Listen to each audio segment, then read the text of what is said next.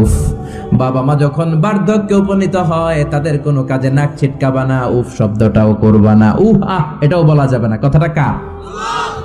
ইহসানের 2 number ব্যাখ্যা, ওয়ালা তানহারহুমা, আব্বা আম্মারে ধমক দিও না। কিছু ডাকা আইতাছে, মায়েরে ধমক দেয়, বাবারা ডাকে বুড়া, মায়েরা ডাকে বুড়ি, আছে না নাই? কেমন করে মা বাবারে তুমি বুড়া বুড়ি ডাকো? তারা তো বুড়া বুড়ি হয়েছে তোমার কারণে। তোমারে মানুষ করতে যে তারা তাদের জীবন যৌবন সব হারিয়েছে, তোমার লেখাপড়া করাতে যে তারা তাদের জমিন হারিয়েছে, তোমাকে বিদেশ পাঠাতে যে তারা তাদের ভিটে মাটি হারা হয়েছে। কিছু লোক আছে এলাকার সবার সাথে খুব মিষ্টি আলাপ, বন্ধু বান্ধবের সাথে খুবই ভদ্রতা, কিন্তু ঘরে ঢুকলেই মায়ের সাথে ঝিড়কি দিয়ে কথা বলে, ধমক দিয়ে কথা বলে, এরকম বেয়াদব আছে না নাই? আল্লাহ বললেন ওয়ালা তানহারহুমা, ধমক দিও না, তোমার সব আমলগুলো বাতিল করে দিবে কে? ওয়ালা তানহারহুমা ওয়া কুল লাহুমা কওলান কারীমা, বরং বাবা মার সাথে কোমল আচরণ করো। যত ভদ্রতা তুমি জানো, যত নম্রতা তুমি শিখেছো, যত কার্টিসি তুমি জানো, সব কার্টিসি বাবা মার সাথে মেইনটেইন করবা। যত সফটলি কথা বলা যায়, যত কোমল ভাবে কথা বলা যায়, যত মোলায়েম ভাষায় কথা বলা যায়, বলতে হবে কার সাথে? জোরে বলেন, রাজি আছেন তো? রাজি আছেন? এরপর আল্লাহ বললেন ওয়াখফিদ লাহুমা জানাহায যুল্লি মিনার রাহমাতি ওয়া কুর রাব্বিরহামহুমা কামা রাব্বায়ানি সাগীরা। ওয়াখফিদ লাহুমা জানাহায যুল্লি মিনার রাহমা, বাবা মার জন্য রহমতের চাদর বিছিয়ে দাও। তোমার যত সম্পদ আছে মা বাবার পায়ের সামনে বিলিয়ে দাও, তোমার জীবনে বরকত দিবে কে? এজন্য প্রথম বেতন পেলে টাকাটা দিবেন মায়ের হাতে, গিফট কিনলে আগে দিবেন মাকে, বউরে দিবেন না ওটা বলতেছে না, বউরে তো দিবেনই, কিন্তু আগে মায়ের হাতে কিছু দিবেন, তাহলে আপনার ইনকামে বরকত দিবে কে?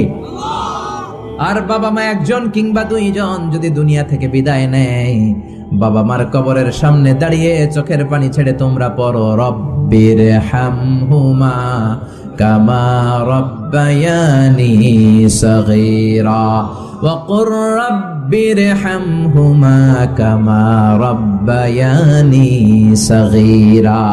কবরের সামনে দাঁড়িয়ে আল্লাহরে বলেন, আল্লাহ বাবা মা ছোটবেলা যেমনি আমাদেরকে আদর দিয়ে, সোহাগ দিয়ে, ভালোবাসা দিয়ে আগলে নিয়েছে, আমার বাবা মা ইন্তেকাল করার কারণে তোমার কাছে যাওয়ার পরে তুমিও আদর আর ভালোবাসা দিয়ে আমার বাবা মাকে কাছে টেনে নিও। পড়ে না আমিন? আর জোরে পড়ে না আমিন? এজন্য আল্লাহর ফয়সালা 2টা। জোরে বলেন কয়টা? সবাই বলেন। ঘুম আসছে তো জিমাই পড়েন কেন? ফয়সালা কয়টা? 1 নাম্বার ফয়সালা, ইবাদত হবে একজনের, তিনি কে? 2 নম্বরে খেদমত করতে হবে কার? বিশ্বনবী বললেন এই পৃথিবীতে যত ভালো আমল আছে তার মধ্যে শ্রেষ্ঠ ভালো আমল হচ্ছে মা বাবার খেদমত, বিররুল ওয়ালিদাইন। এক সাহাবী বললেন আইয়ুল আমালি আফদাল ইয়া রাসূলুল্লাহ, ও নবী সবচেয়ে ভালো আমল কোনটা? বিশ্বনবী বললেন সবচেয়ে ভালো আমল 3টা। জোরে কোন কয়টা? 1 নম্বরে as-সালাতু ফি ওয়াক্তিহা, সময় মতো নামাজ, যেখানে আজান হবে ওই জায়গায় নামাজ পড়ার দরকার আছে না নাই?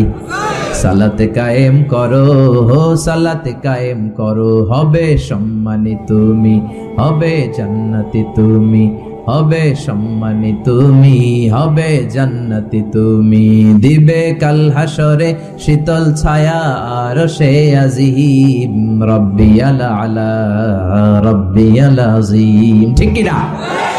1 নাম্বার ভালো আমল হচ্ছে সময় মতো নামাজ। 2 নাম্বার সবচেয়ে ভালো আমল হলো বিররুল ওয়ালিদাইন, মাতা পিতার খেদমত করা। 3 নম্বরে সবচাইতে ভালো আমল হলো আল জিহাদ ফি সাবিলিল্লাহ, আল্লাহর রাস্তায় জিহাদ করা। সুবহানাল্লাহ। তার মানে পৃথিবীর সবচাইতে 3টা ভালো আমলের মধ্যে মা বাবার সাথে খেদমত করাটা আছে না নাই? এই পৃথিবীর সবচেয়ে ভালো আমল যে 3টা, এর মধ্যে মা বাবার খেদমত করাটাও আছে। ঠিক কি না? আরেক হাদিসে বিশ্বনবী বললেন মা বাবার খেদমত করা জিহাদের চেয়ে বেশি সওয়াবওয়ালা।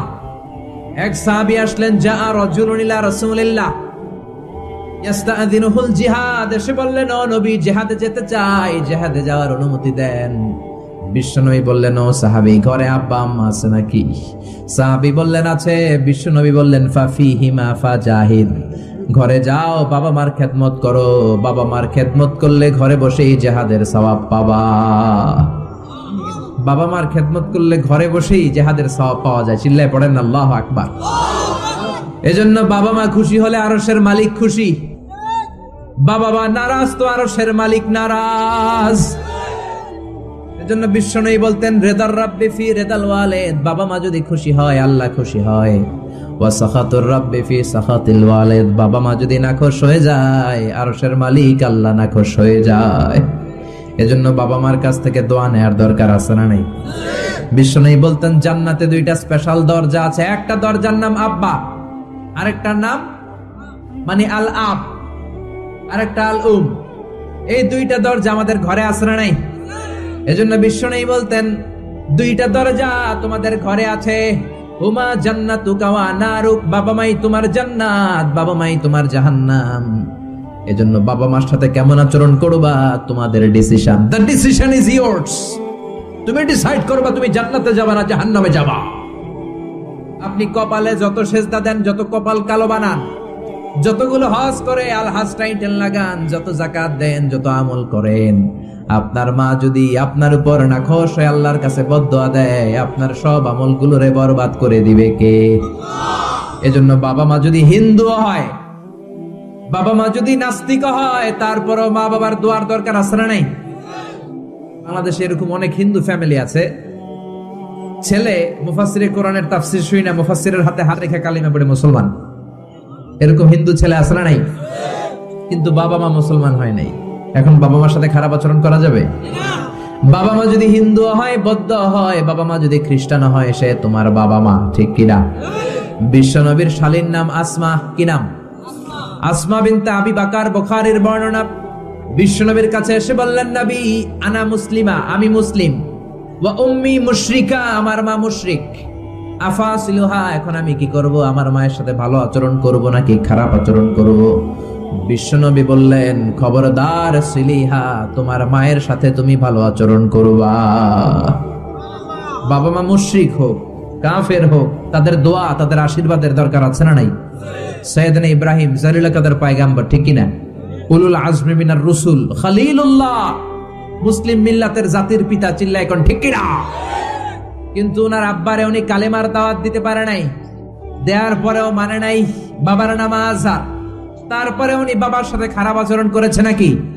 মোলায়েম ভাষায়, কোমল ভাষায়, আদবের সাথে বাবার ডেকে বলেছে, ইয়া আবাতি লিমা তা'বুদু মা লা ইয়াসমা'ু ওয়া লা ইউবসিরু ওয়া লা ইউগনি আনকা শাইআ।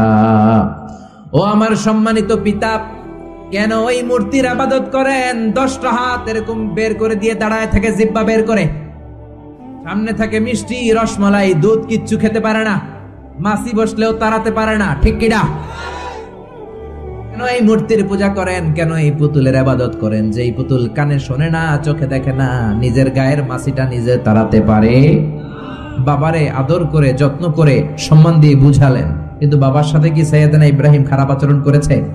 জোরে বলেন, খারাপ আচরণ করেছে?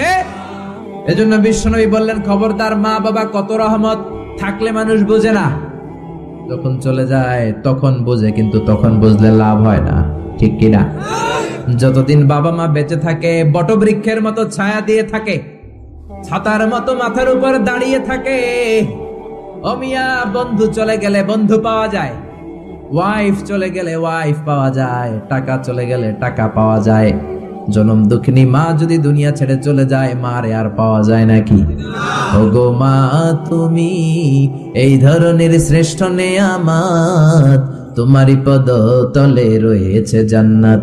ওগো মা, তুমি এই ধরনের শ্রেষ্ঠ নেয়ামত, তোমারই পদ তলে রয়েছে জান্নাত। সুবহানাল্লাহ। এজন্য মায়ের দোয়া এমন দোয়া কখনো ফিরে না। গুলি মারলে গুলি মিস হয়, ড্রোন হামলা করলে মিস হয়, ব্যালিস্টিক ক্ষেপণাস্ত্র মারলে মিস হয়, অ্যাটম বোমা মারলে মিস হয়, মায়ের দোয়া মিস হয় নাকি? কথা কন, বিশ্বাস হয়? একটু সন্দেহ সন্দেহ লাগে? Any confusion, any doubt? লা শাক্কা ফি, কোনো সন্দেহ নাই, লা রাইবা ফি। চিল্লায় এখন ঠিক কি না? মায়ের দোয়া এমন দোয়া, মায়ের দোয়াটাও কবুল। বদদোয়াটাও কবুল, ঠিক কিনা? যদি এমন হতো শুধু দোয়াটা কবুল, তাহলে দোয়া না করুক সমস্যা নাই, তো বদদোয়া করলেও কবুল করে কে?